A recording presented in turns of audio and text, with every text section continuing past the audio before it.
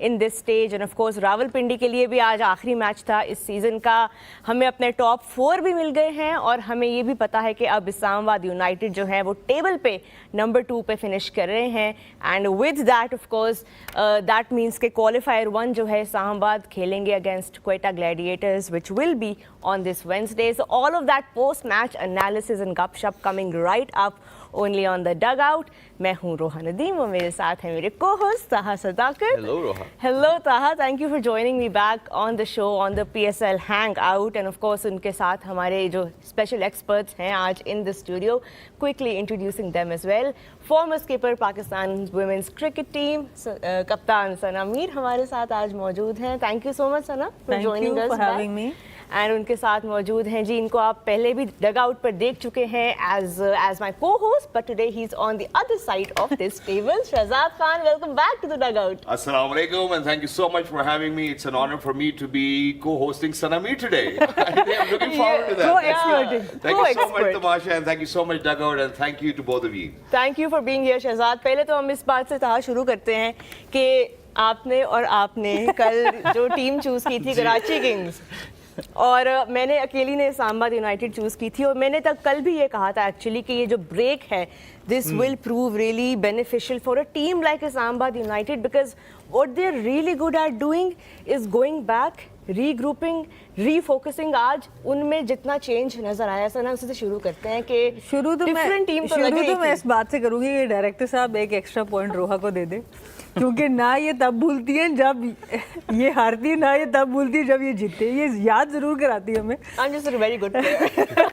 But I think Islamabad ने ये भी प्रूव किया है कि वो होम पे बहुत स्ट्रांग है. अपने पिंडी स्टेडियम जो उनका फोर्ट है, आई थिंक वो whenever they come back there, इनका इवन 3 डिफीट्स के बाद भी जब वापस पिंडी पे आए थे तो वहीं दोबारा जीते थे और आज भी वहीं खेल के उन्होंने साबित किया कि वो होम उन्होंने फोर्ट्रेस अपना बिल्कुल. अगर किसी पिच के ऊपर 5 से 6 विकेट्स नहीं गिरती, इस्लामाबाद यूनाइटेड वहाँ पर एक फेवरेट टीम हो जाती है, क्योंकि जो टॉप ऑर्डर है उनका इतना सॉलिड है और उसके बाद उनकी बॉलिंग में इतनी वेरिएशन है. वो फास्ट बॉलर से जा सकते हैं, स्पिनर्स से जा सकते हैं. तो या तो आपके पास थोड़ी सीमिंग कंडीशंस हों जहाँ पे पिच थोड़ा फंस रहा हो और उनकी टेल या लोअर मिडिल ऑर्डर, टेल तो है ही बहुत कम है, 1-2 नीचे से टेल के प्लेयर्स दे जाते हैं, बट अनलेस आप ऊपर से उनके 2-3 जल्दी आउट करें, Islamabad United can play this way. 150 पे आई थिंक उनका कोई आउट नहीं था. ऐसे तो ये इस तरह की टीम है और एलेक्स हेल्स तो he loves Pindi, he loves playing for Islamabad United. उनका आना साहबजादा फरहान के साथ वो एक मिसिंग लिंक था. कायल मेयर्स कोशिश कर रहे थे कि उनके साथ कुछ बन जाए पार्टनरशिप. उससे पहले आंड्रेस गॉस के साथ अच्छी बन रही थी, तब जीत रहा था इस्लामाबाद. और आई थिंक ये opening partnership was very very crucial also. और ये हर सीजन इस्लामाबाद यूनाइटेड बहुत लकी रहते हैं अपने टॉप ऑर्डर पिक्स के साथ, चाहे वो हेल्स हों चाहे वो मनरो हों. इस सीज़न उनके लोकल जो हैं स्टार साहिबजादा फरहान, वो कल मेरे एमवीपी थे. उन्होंने 73 ऑफ 41 किया. खेला वो खेल गए वो thankfully. But Shahzad, how great have Islamabad been historically if you see their top order? Islamabad or people of Islamabad has always been great, but not just that. I think जहाँ आपने लक की बात की ना, वहाँ जो सबसे पहली हमें लक के हवाले से बात करनी चाहिए वो ये करनी चाहिए that it was a blessing in disguise for them कि डेविड वार्नर टॉस जीतने के बाद खुद से कह देते हैं for a pitch which was already a belter कि जी आप आए, आप पहले बल्लेबाजी करें. So for Islamabad United to bat without pressure was something which actually got them back and they needed it.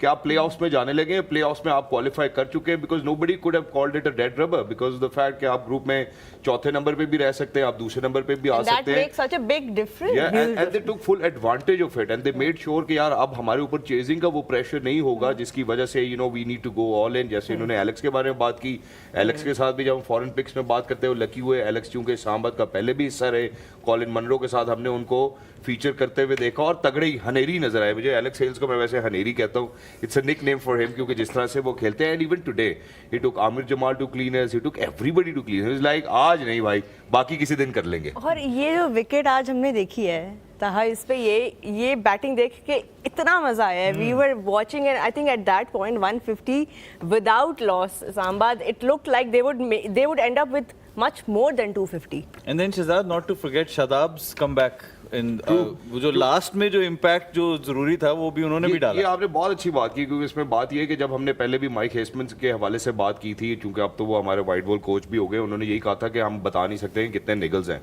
So one way or the other, you know, this time which every team got in between was a blessing in disguise once again. And for Shadab to come back, जैसे मेरे ख्याल सना ने, ये शुएब भाई ने पहले भी तस्करा किया था कि शादाब और सलमान अली आगा ये दो लोग हैं, ये आउटसाइड इंफॉर्मेशन है, जिन्होंने माइक हेस्टमैन को एज अ कोच लाने में माइक हैसन को लाने में जो है ना वो बहुत मदद की है। अब जब हम इन दोनों की इस मदद के वाले से बात करते हैं, सो दे न्यू ऑलरेडी कि यार हमारा जो न्यूक्लियस है, हमारा जो कोर है वो क्या है, and for Shadab to come in taking 4 wickets and scoring, phenomenal, cherry on top.